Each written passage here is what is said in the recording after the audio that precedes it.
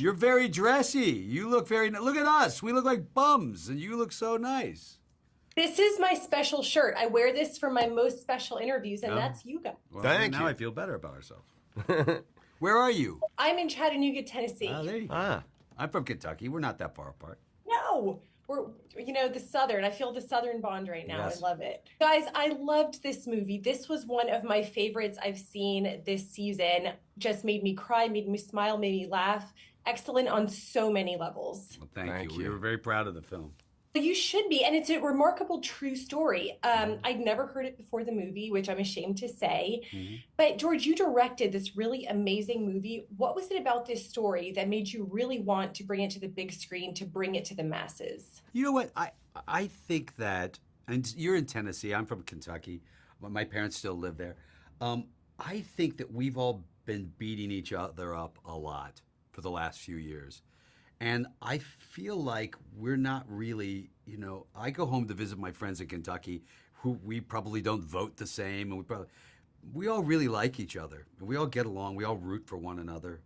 And I think we forget that sometimes and we lose sight of it. And this was a story about people coming together, and you can't do it on your own. You have to do it together. And I felt like I needed it. And we felt like it's a good time around Christmas to remind ourselves that in general, we're really better together. And I like that theme. Yeah, and kind of, piggybacking on that, that's what I love about Coach Aldol is Oh, he yeah. sees these young men that society has really discarded, and he really emphasizes their personal value, but also their value to the larger community. What can we learn from this idea that we seem to have lost over the last couple of decades? I do think that there's something amazing about adversity that brings people together. We see it in times of natural disasters, and oftentimes the people that have the least give the most. And it's such an inspiring thing to see. And it's funny how some people with incredible wealth or an abundance of things lose touch with a sense of community. So, I mean, underdog stories really resonate with human beings. I think we all feel like underdogs in our own personal thoughts. I just love stories where people are willing to reach out a hand and help each other. It says so much about our core values as humans, I think.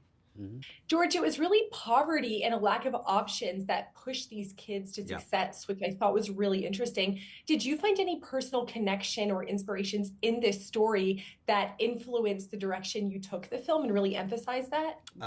I grew up in Kentucky. I was a tobacco farmer. I cut tobacco for a living for $3 an hour. And when I moved to California, I didn't have a car and I didn't have insurance for 10 years. And I understood the idea of living, no check to no check mostly, and living on the floor of a closet for 5 years, and relying on the kindness of my friends and sometimes my family. And so I have at least, it's a funny thing because things have worked out for me later in life.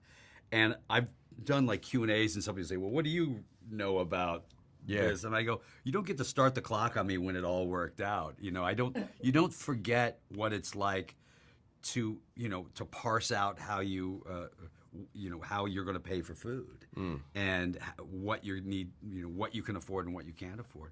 And I feel like that was like you watch him go to the soup line and he ends up not getting it because he sees a kid there that would recognize him. And so I absolutely related to that kind of a human being. The scene with the holes in his shoe just broke my heart.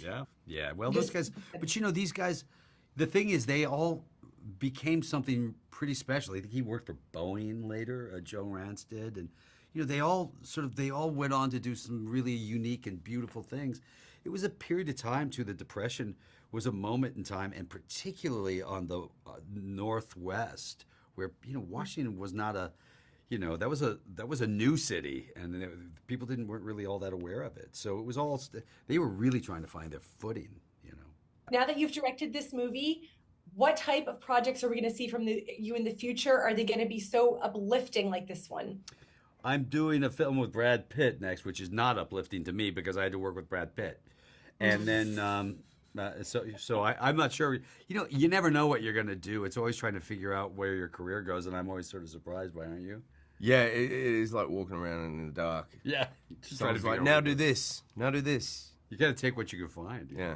Well, I can retire now that I've talked to you guys. Well, you're fantastic. Thank you. Say hi to Thanks, Tennessee. Thank you.